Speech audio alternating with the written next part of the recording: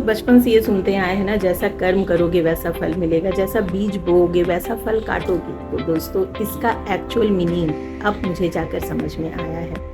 वही तो हो रहा है दोस्तों, जो हमारे अच्छे पार्ट है, हमारे जीवन के जो खुशी वाले पार्ट है वो हमारे अच्छे कर्मों का फल है, और जो हमारे जीवन का दुख वाला पार्ट है, सैडनेस वाला पार्ट है, वो हमारे बुरे कर्मों का फल है। एकदम ईजी तो है समझना। तो यही जो बीज हमने कभी इस लाइफ में या पास्ट लाइफ में अच्छे बीज बोए हैं, उसका स्वाद हमें मीठा मिल रहा है, और हमने जो कोई कड़वे बीज बोए हैं उसका स्वाद हमें कड़वा मिल रहा है। इतना ईजी है समझना दोस्तों। लेकिन हम चूक कहाँ पर जाते हैं ना, कि हमारे जीवन का जो विपरीत परिस्थिति होती है उसके लिए हम लोगों को, सिचुएशन को जिम्मेदार ठहराते हैं, उन्हें कोसते हैं, कहते हैं उनके कारण, आपके कारण हमारे जीवन में ये तकलीफ है।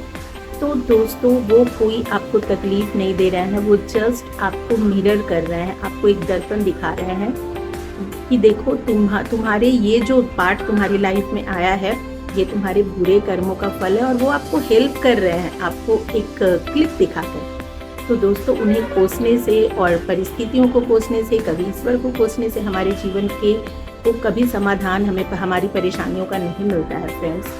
तो ये बात हमेशा याद रखना है कि हमारे जीवन को ना कभी कोई बिगाड़ सकता है और ना कोई बना सकता है। हम खुद ही अपनी लाइफ के क्रिएटर हैं दोस्तों।